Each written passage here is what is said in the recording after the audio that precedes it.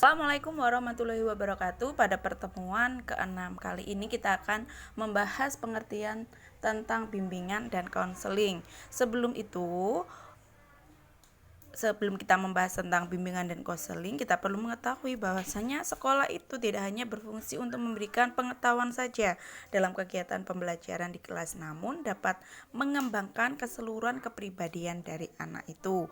Oleh karena itu, guru harus mengetahui lebih dari sekedar masalah bagaimana mengajar saja yang efektif, melainkan dapat membantu siswa atau murid tersebut dalam mengembangkan seluruh aspek kepribadian dan lingkungannya, sepanjang itu memungkinkan secara profesional. Nah, untuk pengertian dari bimbingan itu sendiri, menurut Jones bahwasanya bimbingan itu merupakan tugas membimbing yang hanya membantu agar individu itu dibimbing maupun membantu dirinya sendiri, sedangkan keputusan terakhir memang bergantung pada individu yang dibimbing itu atau klien. Kemudian Rahman Natawijaya juga menyatakan bahwa bimbingan itu adalah pemberian bantuan kepada individu yang dilakukan secara kesinambungan, sehingga akan mengarahkan pada diri dan dapat bertindak sewajarnya sesuai dengan tuntutan dan keadaan keluarga serta masyarakat. Bimo Walkito juga menyatakan bahwa yang disebut bimbingan merupakan bantuan atau pertolongan yang diberikan kepada individu atas apa yang dialami, kesulitan-kesulitan yang dialami dalam kehidupannya, agar individu atau sekumpulan individu itu dapat mencapai kesejahteraan dalam hidupnya, seperti itu. Nah, dari beberapa pengertian bimbingan tersebut oleh beberapa ahli itu, maka bisa kita simpulkan yang disebut bimbingan itu merupakan yang pertama suatu proses yang berkesinambungan, yang kedua suatu proses yang membantu individu atau sekelompok individu. Kemudian yang ketiga, bantuan yang diberikan dimaksudkan agar individu yang bersangkutan dapat mengarahkan dan mengembangkan dirinya secara optimal sesuai dengan kemampuan atau potensi dari individu itu. Selanjutnya yang keempat adalah kegiatan yang bertujuan utama memberikan bantuan agar individu dapat memahami keadaan dirinya maupun menyesuaikan dengan lingkungannya. Sedangkan untuk pengertian konseling itu ada beberapa ahli juga. Menurut Winkel, bahwasanya konseling itu sebagai penyuluhan dalam kegiatan bimbingan menurut beberapa ahli yang kurang tepat.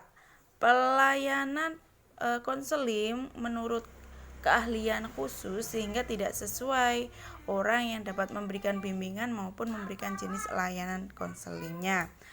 Menurut James P. Adam yang dikutip oleh Dikbud, bahwasanya konseling adalah suatu pertalian timbal balik antara dua orang individu yang dimana seorang konselor membantu yang lainnya atau konseling supaya dia dapat lebih baik memahami dirinya dalam hubungannya dengan masalah hidup yang dihadapinya pada waktu itu atau waktu yang akan datang.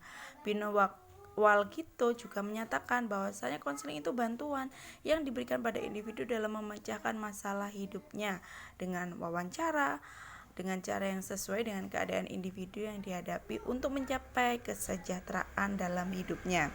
Nah, berdasarkan pendapat tersebut, maka dapat dikatakan bahwasanya kegiatan konseling itu memiliki ciri pada umumnya dilakukan secara individu.